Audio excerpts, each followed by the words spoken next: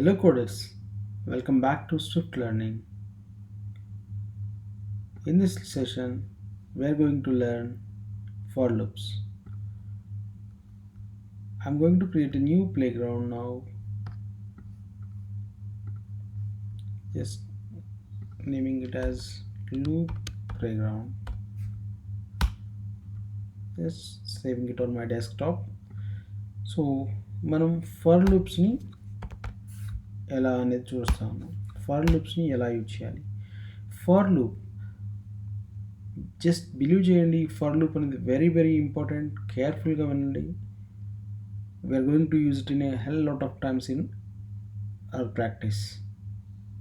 If else loops and for loops మనం ప్రాక్టికల్గా ప్రాజెక్ట్స్లో ఫ్రీక్వెంట్గా యూజ్ చేస్తూ ఉంటాం. Very important concept. సో అయితే ఫర్ లూప్ అనేది ఫారిన్ లూప్. ఈ ఫారిన్ లూప్ ఐటమ్ అనేది ఇక్కడ మనం ఇది ఇండెక్స్ కావచ్చు, లేదు అంటే వాల్యూ అని చెప్పొచ్చు. ఒక వాల్యూ అనుకుందాం. ఫస్ట్ ఒక వాల్యూ ఇన్ ఐటమ్స్. ఇక్కడ రేంజ్ ఇస్తాం మనం. ఇక్కడ 1 2 5 ఒక రేంజ్. అండ్ ఇక్కడ ప్రింట్ హలో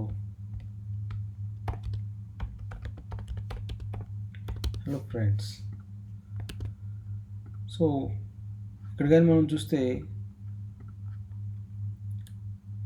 వార్నింగ్ ఇస్తూ ఉంది ఎక్స్ కోడ్ ఏమని వార్న్ చేస్తూ ఉంది అంటే ఈ వాల్యూ అనే దాన్ని ఎక్కడ యూజ్ చేయలేదు అనేసి. వాల్యూ అనేది యూజ్ చేయలేదు అంటే జస్ట్ సింప్లీ అండర్ స్కోర్ పెట్టండి సరిపోతుంది అని చెప్తాము. సో ఇది సింటాక్స్.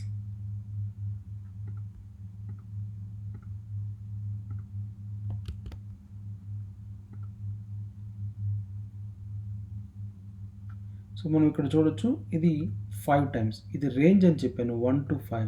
అంటే 1 to 5 టైమ్స్ ఈ లూప్ అనేది ఐటరేషన్స్ జరిగి 5 టైమ్స్ అనేది హలో ఫ్రెండ్స్ని ప్రింట్ చేసింది. సో ఇది ఎక్కడ ఎలాంటి సందర్భాల్లో యూజ్ చేస్తాము అంటే ఇఫ్ ఎల్స్ కండిషన్స్లో మనం ఓన్లీ ఓన్ కండిషన్ మాత్రమే చెక్ చేసుకుంటా ఉన్నాం. ఎక్కడైతే రిపీటెడ్గా ఒక డేటాని కానీ లేకపోతే ఏదైనా సరే రిపీటెడ్గా మనం చేయాలి అంటే ఫర్ లూప్స్ని యూజ్ చేస్తాం. ఇక్కడ ఈ రేంజ్ అనేది ఒక అరే అనమాట. అరేస్ గురించి మనం తర్వాత వచ్చే ఫ్యూచర్ వీడియోస్లో డిస్కస్ చేసుకుంటాం క్లియర్గా. అయితే ఇక్కడ మనం ఒక అరేని యూజ్ చేస్తూ ఉన్నాం. దాని రేంజ్ అనేది 0 to n ఎక్కడైనా ఉండొచ్చు అనమాట. సో ఇండెక్స్ అనేది. సో ఇక్కడ మనం 1 to 5 అనేది 5 టైమ్స్ అనేది ఈ లూప్ని ఇటరేట్ అవ్వమని చెప్తా ఉన్నాం. సో ఇక్కడ 5 టైమ్స్ అనేది ఇక్కడ ఇటరేట్ అయ్యి 5 టైమ్స్ దీన్ని ప్రింట్ చేయడం జరిగింది. అయితే మనకి ఇక్కడ ప్రాక్టికల్గా మనం చూస్తే ఇక్కడ హలో ఫ్రెండ్స్ ప్రింట్ చేస్తామా? ప్రింటింగ్ కాదు. ఇక్కడ మధ్యలో ఏదో ఒక ఫంక్షనాలిటీ చేస్తాం. ఆ ఫంక్షనాలిటీ చేసేటప్పుడు మనకి ఇక్కడ కంపల్సరీగా ఏదో ఒక వాల్యూని మనం తీసుకోవాలి. సో వాల్యూని ఇండెక్స్ అని తీసుకోవచ్చు. ఎందుకు అంటే ఇది ఎన్నిసార్లు లూప్ అవుతా ఉందో మనం తెలుసుకోవడానికి. సో ఈ ఇండెక్స్ అనేది తీసుకున్నప్పుడు ఇండెక్స్ని మధ్యలో మనం ఏదో ఒకటి చేయాలి. ఇండెక్స్ని యూజ్ చేయట్లేదు కాబట్టి అండర్ స్కోర్ యూజ్ చేసాము. ఈ ఇండెక్స్ని మనం యూజ్ చేస్తున్నాం అనుకుందాం. ఇండెక్స్ని యూజ్ చేస్తున్నాము అంటే ఇక్కడ మనం ఈ ఇండెక్స్ని ప్రింట్ చేయాలి అనుకున్నాం అనుకో. ఇండెక్స్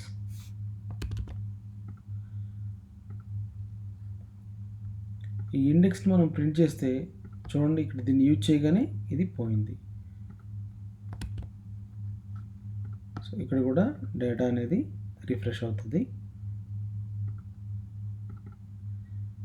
సో అయితే ఈ ఇండెక్స్ని మనం out side the for loop use చేయొచ్చా? ఇక్కడ మనం ట్రై చేసామనుకోండి, ఇక్కడ మనకి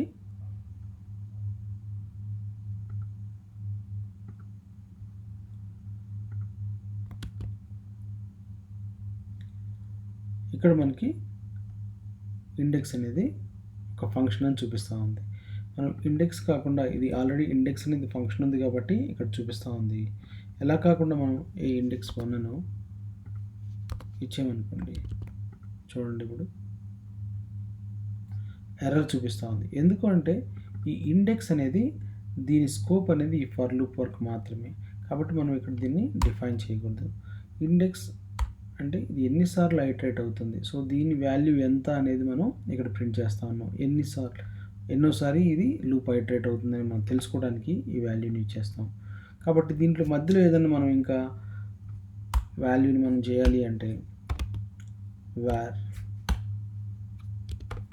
sum ఈక్వల్ టు వాల్యూ 0 అని చేసి ఈ సమ్కి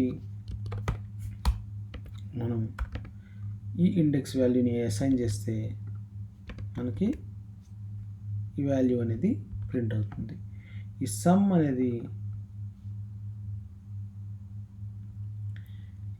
అనేది అవుట్ సైడ్ దీన్ని మనం ప్రింట్ చేయొచ్చా అంటే చూడండి,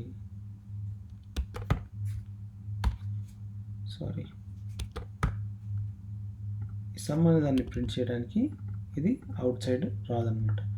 ఎందుకు అంటే ఈ అవుట్ సైడ్ ఎక్స్ కోడ్ అనేది ఎర్రర్ త్రో చేస్తూ ఉంది. దీని స్కోప్ అనేది ఇన్సైడ్ ది ఫర్ లూపే కాబట్టి ఇక్కడ మనకి సమ్ అనేది మనం ప్రింట్ చేయలేము.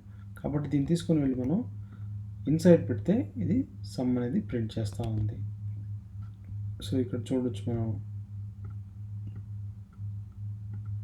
ఆటోమేటిక్.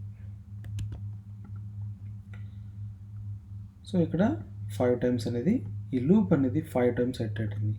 మనం ఇక్కడ ఏం రాసాము ప్రాక్టికల్గా అంటే ఇది ఇండెక్స్ ఎంత అనేది ఇక్కడ రేంజ్ ఇచ్చాము ఫర్ లూప్లో. ఇది ఇన్ అనేది సింటాక్స్ అండ్ వేరియబుల్ సమ్ అనేది తీసుకుని దానికి ఇనిషియల్గా 0 అని చెప్పాము అండ్ ఈ సమ్కి ఇండెక్స్ని అసైన్ చేస్తూ ఉన్నాము. అయితే ఇక్కడ మనం ఇలా కూడా చేయొచ్చు, ప్లస్ ఇలా చేయొచ్చు. దీని మీనింగ్ ఏంటి అంటే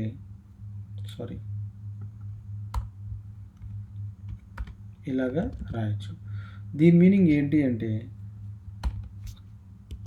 sum equal to sum plus index.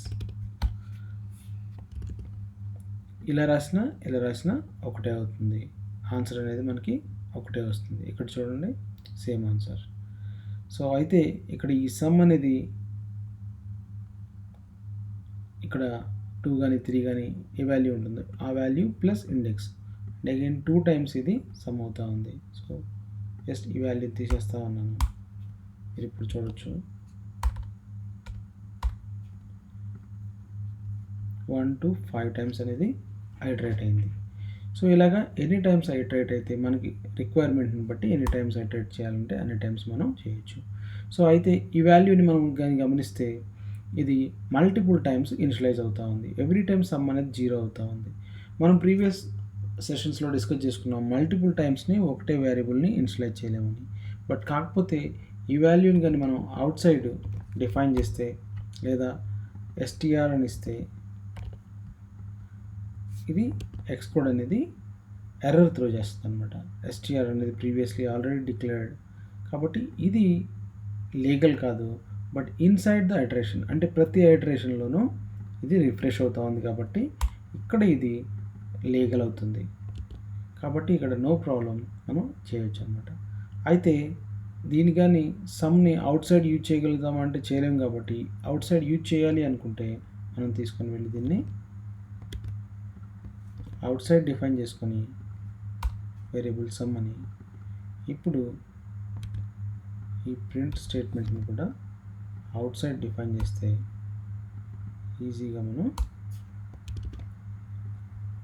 చూసారా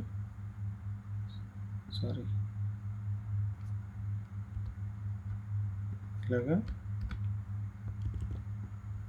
మనకి 15 అనే వాల్యూ వస్తుంది. సమ్ ప్లస్ ఇండెక్స్ అని ఇచ్చిన ఇలా రాసిన ఒకటే కాబట్టి. సో ఇలాగ మనం ఫర్ లూప్ని యూజ్ చేయొచ్చు. I'm closing this lesson. Just practice 15 minutes on editors. మీకు ఆల్రెడీ మ్యాక్ మిషన్స్ ఉంటే ఓకే, లేదు అంటే ఆన్లైన్లో స్విఫ్ట్ ఎగ్జిక్యూటబుల్ ఎడిటర్స్ని ఫైండ్ అవుట్ చేసి జస్ట్ సింపుల్ కోడ్ని ఎగ్జిక్యూట్ చేయండి 15 minutes. Definitely we're going to use hell lot of times in practical projects. చాలా కేర్ఫుల్గా మనం ఈ ఫర్ లూప్స్ని నేర్చుకోవాలి. Just practice. Thanks for watching. To encourage my channel just click the subscribe and like button. Thank you.